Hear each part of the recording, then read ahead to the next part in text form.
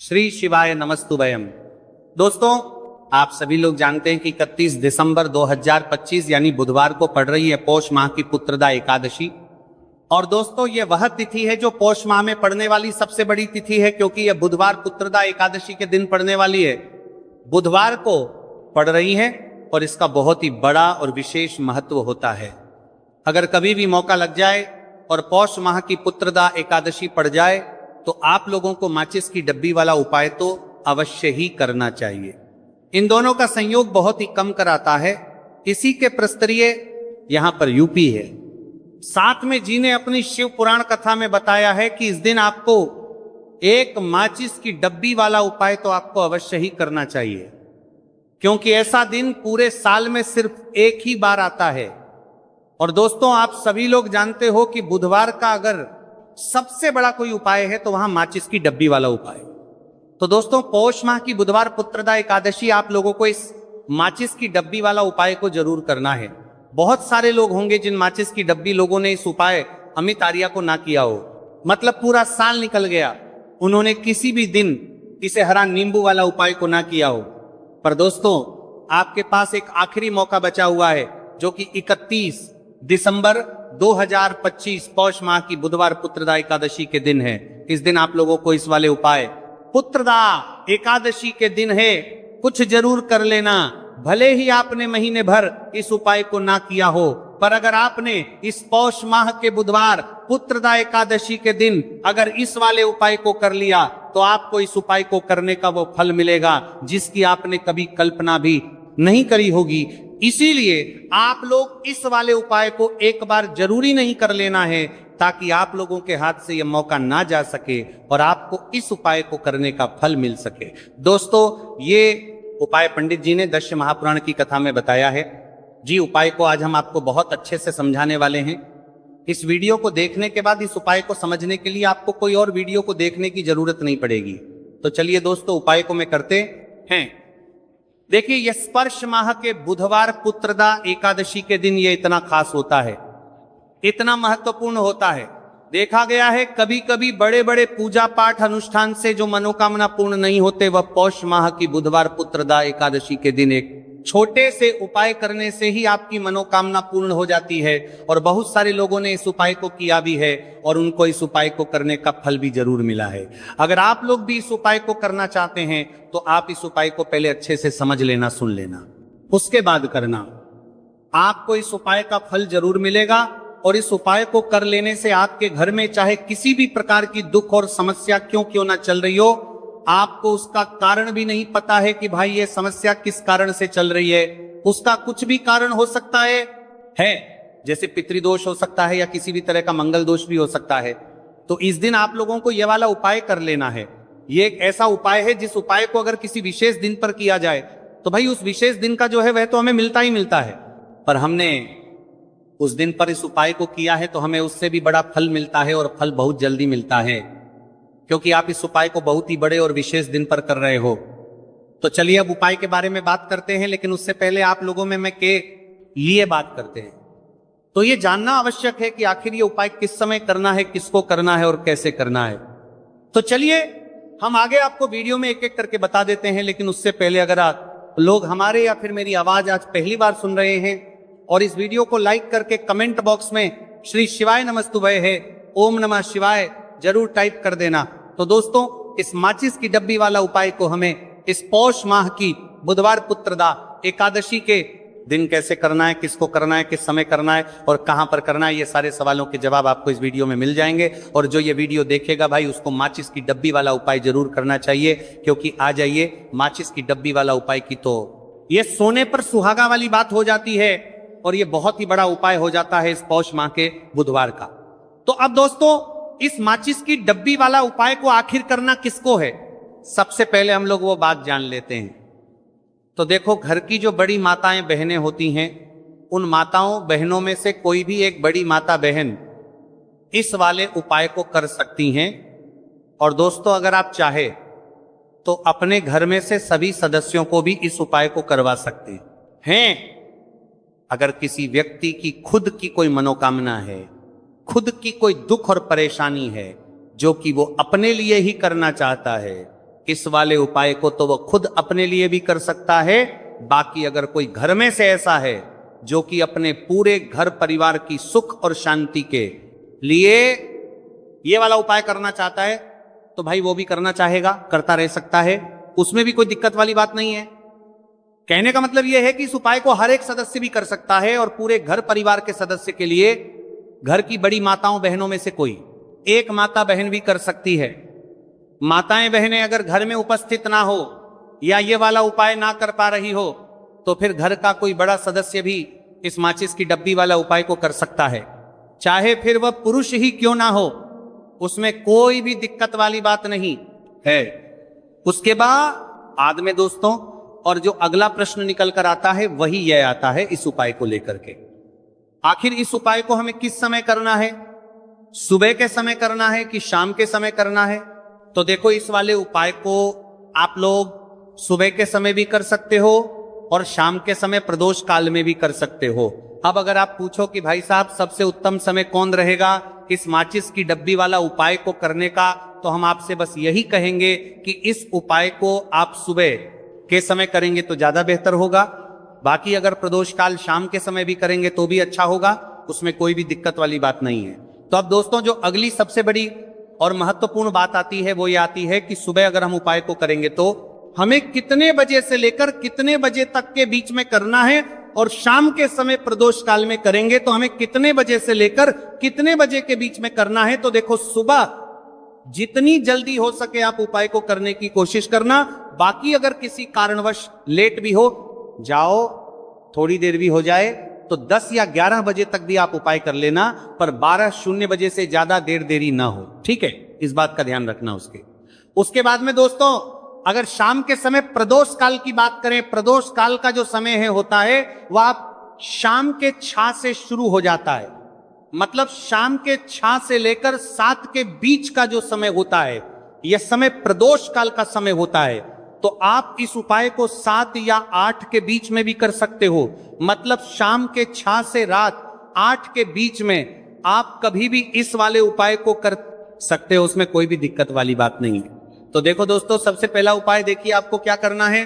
तो माचिस की डब्बी से आप अपने जीवन से 1000 क्या लाख क्या करोड़ों शत्रुओं का भी सफाया कर सकते हैं, और कभी भी आपके शत्रु आपके दुश्मन आपको पलट कर देखें ये भी नहीं।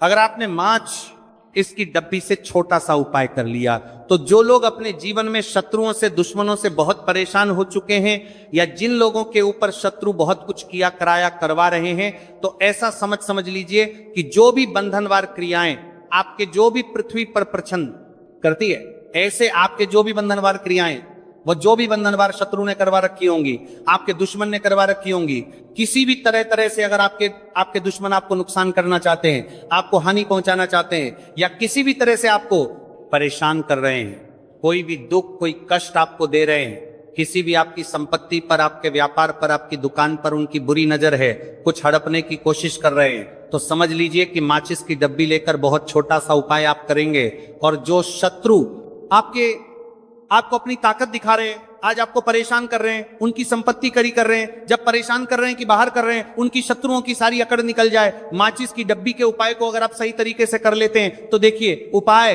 पूरा समझिए, सही से समझ के उपाय करेंगे तो 1% ये उपाय काम करता है, और जो भी आपके दुश्मन हैं या जो भी आपके शत्रु हैं उनका सफाया पूरी तरह से हो जाता है। तो इस उपाय को आप किसी भी दिन कर सकते हैं। दूसरी चीज, स्त्री पुरुष कोई भी इस उपाय को कर सकता है। ऐसा उपाय आज की वीडियो में लाए हैं जिसमें आपके कोई पैसे खर्च नहीं होने वाले, सिर्फ आपको एक नींबू से उपाय करना है। अब ये हरा नींबू ही है जो आपके जीवन से शत्रुओं का पूरी तरह सफाया कर देगा, और कभी भी दुश्मन और शत्रु आपको परेशान नहीं कर पाएंगे। चाहे शत्रु और दुश्मन कितने भी पावरफुल हो, कितने भी ताकतवर क्यों ना हो, फिर भी आपका बाल बांका नहीं कर सकते, मतलब कितनी भी कोशिश कर ले, लेकिन फिर भी आपका कुछ नहीं बिगाड़ पाएंगे। तो चलिए बात कर लेते हैं उपाय की। उपाय किस तरह से आपको करना है, तो देखिए, माचिस की डिब्बी में यह चीज रख देना, शत्रु खत्म उसका जादू भी खत्म। आपके 1000 शत्रु हो, लाख शत्रु हो, या करोड़ शत्रु क्यों ना हो, सिर्फ माचिस की डिब्बी में एक छोटी सी चीज आपको रखनी है, और जीवन से हमेशा के लिए शत्रु की छुट्टी हो जाएगी। मतलब चाहे आपके गुप्त शत्रु हो या फिर वह शत्रु जिन्हें आप जानते हैं, ऐसे दुश्मन जिन्होंने आपको बहुत परेशान कर रखा है। तो ऐसा समझ लीजिए, अब माचिस की डब्बी आपके जीवन से शत्रुओं को दूर कर देगी। ऐसा अचूक और ऐसा उत्तम उपाय हम आपके लिए लेकर आए हैं कि इस उपाय को करते ही आपके शत्रुओं की बैंड बज जाएगी, शत्रु की सारी ताकत खत्म हो जाएगी, शत्रु कुछ करने के लायक नहीं बचेंगे। आज जो आपको अपनी ताकत दिखा रहे हैं, आपसे दुश्मनी निकाल रहे हैं, बिना गलती के भी अगर आपके साथ बुरा कर रहे हैं, ऐसा समझ लीजिए आज से उनकी उल्टी गिनती शुरू हो जाएगी। जब से आप इस उपाय को कर लेंगे, शत्रु मुक्ति का इतना अचूक उपाय आपके लिए लेकर आए हैं कि इस उपाय को करने से शत्रु को किलेगी, आप पूरी तरह परास्त भी हो जाएंगे और कभी जीवन में लौट कर नहीं आएंगे। मतलब गलती नहीं करेंगे आपको परेशान करने की, आपको कष्ट देने की, आपके ऊपर किया कराया करवाने की। और अगर उन्होंने कुछ करवा रखा होगा, जैसे बहुत सारे जो लोग होते हैं, जो शत्रु होते हैं, वो तांत्रिकों के पास, बहुत सारे लोगों के पास जाकर कुछ इस तरह का किया कराया करवा देते हैं कि व्यक्ति को हर तरफ से बर्बाद कर देते हैं।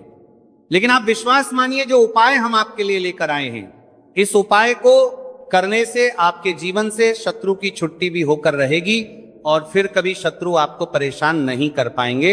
इस उपाय को करने में आपका कोई एक रूप नहीं लगने वाला है, सिर्फ और सिर्फ आपको माचिस से यह उपाय को करता है। जो करता है रना है, और माचिस तो हर किसी के घर में होती है, और माचिस से ही आप अपने शत्रुओं को, अपने दुश्मनों को अपने जीवन से निकालकर बिल्कुल दूर कर सकते हैं। कभी आपको शत्रु परेशान नहीं करेंगे। जब माचिस का छोटा सा उपाय आप करेंगे, आपको माचिस में बस एक चीज रखनी है। कौन सी चीज है, कैसे रखनी है, किस दिन उपाय आपको करना है, पूरा आपको वीडियो में बताने वाले हैं। लेकिन उससे पहले आपको लगाना है जयकारा। देखिए, जयकारा सबसे पहले इसलिए लगा दीजिए क्योंकि जैसे ही जयकारा लगाते हैं, बालाजी महाराज की कृपा सीधे सीधे आपको मिलती है। तो पूरी सच्ची वाला श्रद्धा से जय श्री राम या जय बालाजी महाराज जरूर लिख दें, जिससे कि बालाजी महाराज का आशीर्वाद आपको और आपके पूरे परिवार को मिलता रहे। क्योंकि इनका आशीर्वाद जिन्हें मिलता है ना, कभी उनका हित नहीं होता, उनका हमेशा कल्याण ही होता है। इसीलिए, और वीडियो को लाइक, चैनल जिन्हों को दार करे को सब्सक्राइब जरूर कर लें, क्योंकि बालाजी महाराज के आशीर्वाद से आपकी समस्या के हल आपको मिलते हैं। यह वीडियो आप तक पहुंचती हैं, उपाय आप तक पहुंचते हैं, उन्हीं का आशीर्वाद है। तो उनका आशीर्वाद बना रहे और हमेशा आपके घर में धन सुख समृद्धि आए, ऐसी कृपा बालाजी महाराज आप पर करें। तो चलिए जल्दी से बात कर लेते हैं उपाय की। देखिए, यह उपाय स्त्री भी कर सकती हैं, पुरुष भी कर सकते हैं। ये उपाय आप किसी भी दिन कर सकते हैं, ठीक है ना। बुधवार का दिन है, बुधवार का दिन है, बुधवार का दिन है। अमावस्या के दिन भी आप इस उपाय को कर सकते हैं। तो कहने का मतलब है किसी भी दिन आप इस उपाय को कर सकते हैं, क्योंकि ये एक टोटका है और टोटके किसी भी दिन आप कर सकते हैं, ठीक है ना। गुप्त शत्रु के लिए भी कर सकते हैं। और जिन लोगों को आप जानते हैं कि ये व्यक्ति मेरा शत्रु है, मेरा दुश्मन है, उसके लिए भी आप ये उपाय कर सकते हैं। किस समय करना है? सुबह, शाम, दोपहर, किस भी समय ये उपाय आप कर सकते हैं। तो चलिए बात कर लेते हैं उपाय की। देखिए, जयकारा नहीं लगाया हो तो जल्दी से जयकारा लगा दीजिए। सबसे पहले आपको एक माचिस लेनी है, माचिस की पूरी डब्बी लेनी है। माचिस भरी हुई होनी चाहिए, तीली उसके अंदर हो, खाली माचिस बिल्कुल आपको नहीं लेनी है, भरी हुई माचिस लेनी है। साथ ही साथ एक छोटा सा कागज आपको लेना है। कागज ऐसा ले जिस पर कोई लाइन ना हो, कुछ लिखा हुआ ना हो, सिंपल कागज सफेद रंग का। साथ ही साथ आपको क्या करना है, काले रंग का एक पेन भी लेना है। तो काले रंग का मार्कर होता है, वो भी आप ले सकते हैं, कोई भी पेन ले लीजिए, रंग काला होना चाहिए। अब आपको क्या करना है, जो कागज आपने लिया है, ठीक है ना, उस कागज के ऊपर आपको अपने शत्रु का नाम लिखना है।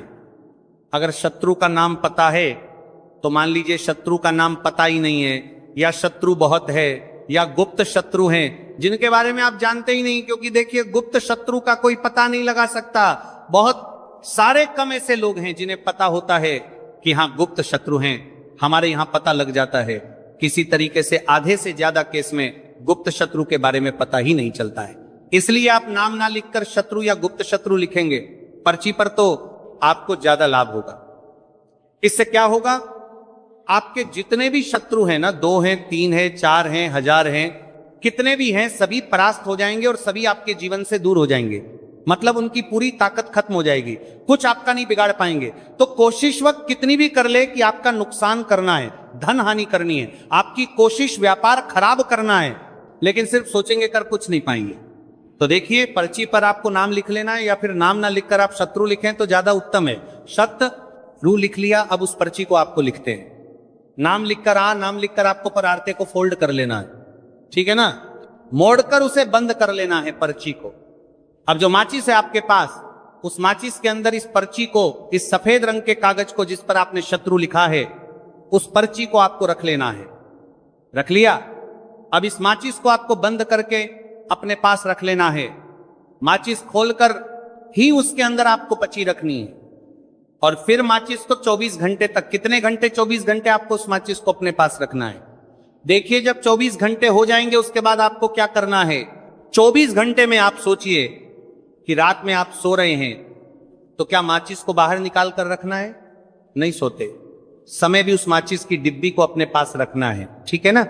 अपनी पॉकेट में आप रख सकते हैं, तकिया के पास रख सकते हैं, कहीं भी रखिए, रखना अपने पास है। जब 24 घंटे हो जाएंगे उसके बाद अगले दिन आपको क्या करना है कि सुबह उठना है, जो भी आप काम करते हैं वो काम कर लीजिए। उसके बाद जब भी आपको समय मिले उस समय आपको क्या करना है? कहीं एकांत स्थान पर जाना है, ठीक है ना।